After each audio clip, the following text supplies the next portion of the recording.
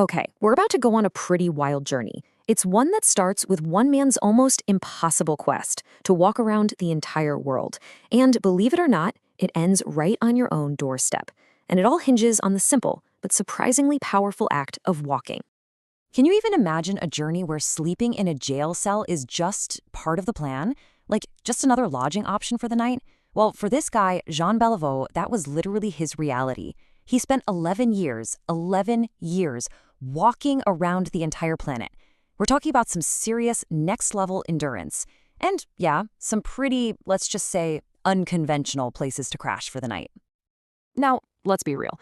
Most of us, we're not about to pack a bag and go on an 11-year trek, right? We've got jobs to do, families to see, and, we actually like our beds. So that brings up the big question, right? What can a simple, everyday walk, the kind you could take later today, what can that actually do for you and for your world? Well, as it turns out, the answer is a whole lot. All right, so let's get into it. Let's start with what's in it for you. We're going to break down what happens inside your body, literally from the moment you take that very first step. Because this is way more than just getting from point A to point B. It's a pretty amazing biological process. Okay, check this out. The benefits just keep stacking up over time. It's like this incredible domino effect. That great feeling you get after just one walk. That's your brain releasing pain-relieving endorphins and telling that stress hormone, cortisol, to take a hike.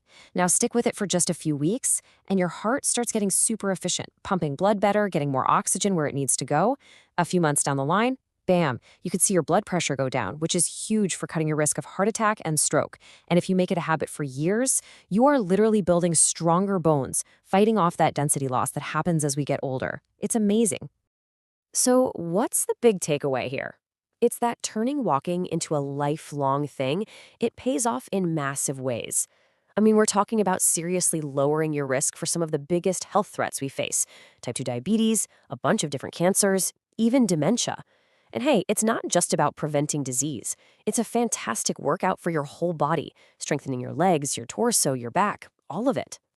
Maybe the absolute best thing about walking is just how easy it is to get started. I mean, you don't need a gym membership, you don't need any fancy equipment.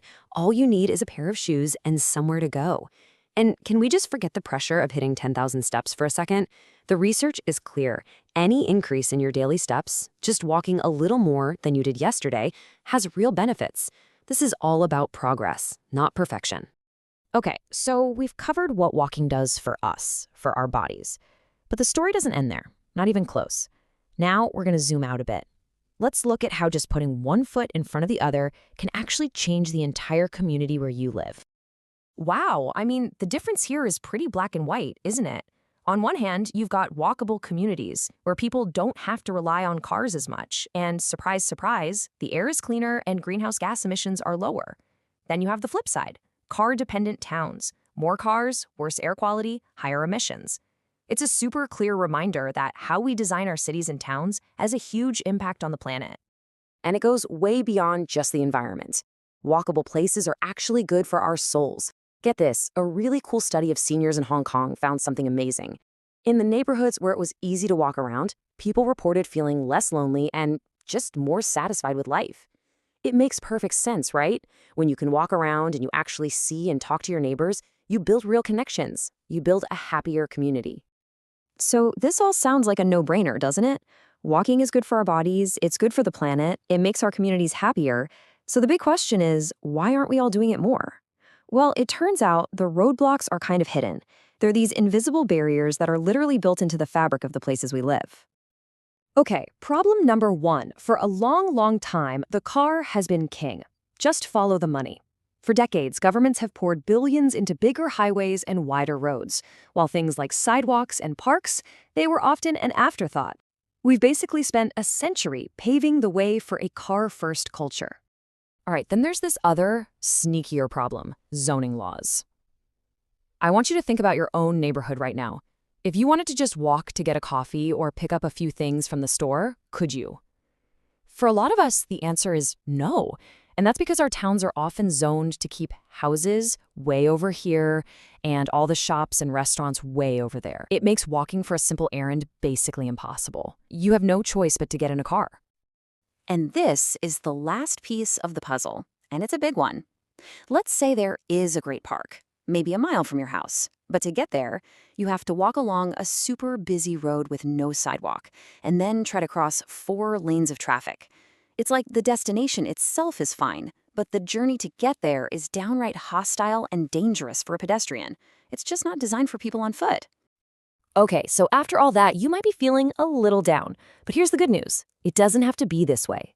All over the world, cities and towns are waking up to this.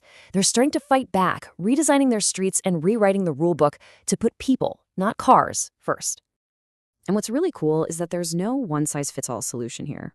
You've got huge, ambitious projects, like in Vancouver, where they took an entire 2-kilometer road and turned it into this beautiful greenway for people to walk and bike. But then you have small towns, like Bethel, Vermont, proving you don't need a massive budget. Just adding simple things like better crosswalks and little curb extensions can totally transform the feel and safety of a downtown area. And hey, this stuff really works. We have the proof. After Vancouver put in that greenway, the people living nearby started driving less, a lot less. Their daily car trips dropped by 23%. The takeaway is so simple. If you build safe, pleasant places for people to walk, they will use them. They'll leave the car at home. And that brings us all the way back to where we started, with Jean Béliveau. In the end, he walked 75,000 kilometers. Just try to wrap your head around that number. That is almost twice around the entire Earth. His journey was just this incredible, extreme testament to human endurance. But here's the thing. You don't have to walk 75,000 kilometers to make a real impact. His epic journey started with just one single step, and so can a change in your own community. So I want to leave you with this to think about. What's the one small step? The one thing that could make your own neighborhood just a little bit more walkable? Maybe it's a crosswalk, a safer intersection, a new sidewalk. Whatever it is, it's a journey that's absolutely worth starting.